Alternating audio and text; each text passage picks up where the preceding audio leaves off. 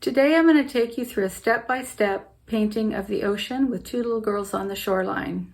And this is the scene that I'm going to paint. On this painting I took some shortcuts.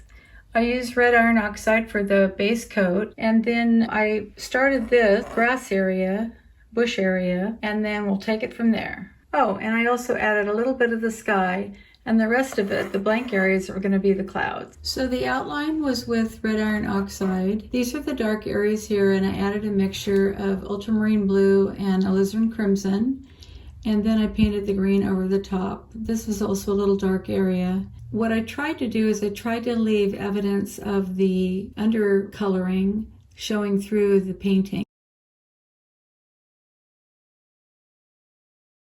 Here I'm blocking in the cliffs, and I'm using yellow ochre, oxide red, and titanium white.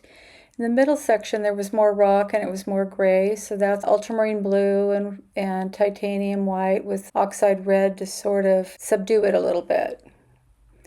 Moving on to the shoreline and the sand. And then this is where the water comes in, and there was kind of a halo of blue around the wet sand.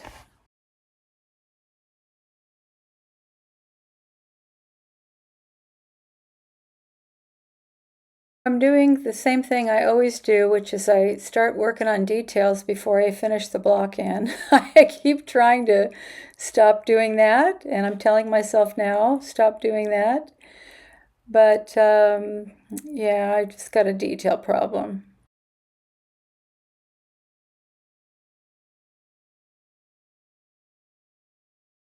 So here I'm starting on the ocean. I'm using ultramarine blue, cad yellow medium, and a little bit of red iron oxide to dull it somewhat, make it less vibrant.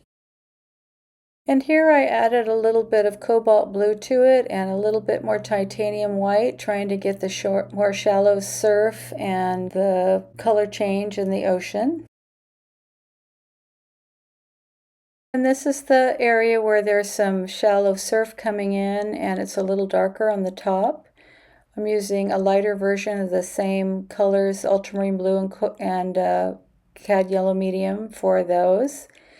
And now I'm trying to get the surf at the very edge, which is titanium white and ultramarine blue. One thing I noticed about this at this point is it's too pointy, and it doesn't look quite natural to me, even though the photo shows it's a little pointy.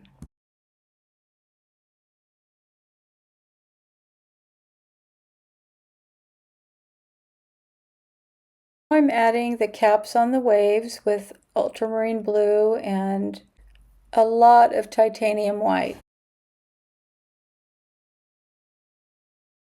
Working on the ocean here, trying to give it a more natural appearance. This is a cobalt blue with the titanium white.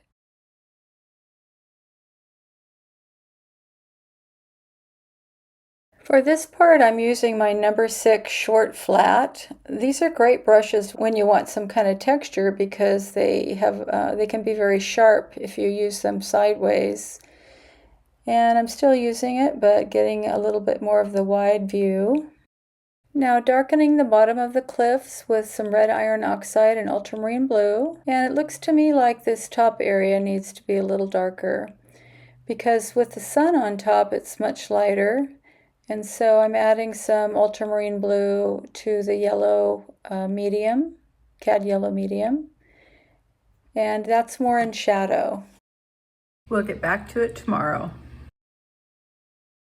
So yesterday I worked on this painting, and when I came back right now to look at it, there were several things that I wanted to fix. One is the sort of dotty kind of stuff going on here, just looks too busy, and I want to make it a little bit smoother. And I think probably what I should fix before I even do that is bring this up a little bit, because I think I don't like this pointy look. It shouldn't be pointy like this. I should have mixed this first. This is pure white, and of course you need to add a little bit of color to it. So I'm going to add a little ultramarine blue to white, to titanium white, and I'm going to bring this up a little bit. Now you can kind of see the sand showing through right here, and that's okay, because sometimes you do see the sand through the water. And then we'll just highlight the very edge of the wave right here. Now I'm using some different colors than what I was using before. It's obvious. It looks like I changed the subject, which of course I don't want it to look like that. So I'm just going to add a little, this is this is yellow ochre, and then we'll put a little bit down here. So I'm trying to make the water a little darker here, but what I noticed about it when I started messing with it is kind of dull. I mixed some ultramarine blue with yellow ochre, and then I added cad yellow medium, and it was still giving me too much of a dull appearance. And so I ended up adding cad lemon to it, and that brightened it up a little bit. There we go. That's more like it, I think. Kind of shows up a little bit in the bottom of the mountains. I'm adding a little bit more ultramarine blue to try to get some more color down here. And if you look at the photo of this scene, you can see that there's just a lot of green right here. And it seems to come out kind of in the middle a little bit. I feel like this needs to come up to a bit too pointy. And I have to remind myself that this is more distant. The white kind of wave looking stuff is quite a bit thinner, and I've painted it here a little bit too thick. So the solution probably would be to bring the green up, make it thinner. And then the other thing is there's quite a bit of blue. And yesterday I was working with cobalt blue and white. White tends to dull, and so you end up with your colors looking more washed out. So I'm remixing a little cobalt blue and titanium, and I'm adding a little bit phthalo blue, which is a super vibrant color, and it's easy to get too much. Trying to make my strokes a little bit bigger. I'm not sure if this is the answer, but we'll check it out. We'll see what we get. And this very dark green, there's actually more of it in here. So this dark color has come forward quite a bit also. The other thing is I noticed that it's actually more muted colors in the front. So that needs to be addressed as well. So that's more vibrant, but this color seems very similar to the color of the bushes on the hill. Now the bushes on the hill actually are darker than what they show here. So I'm trying to darken the bushes up here. This might be too dark, but we'll check it out. So the highlights from the sun, trying to add those.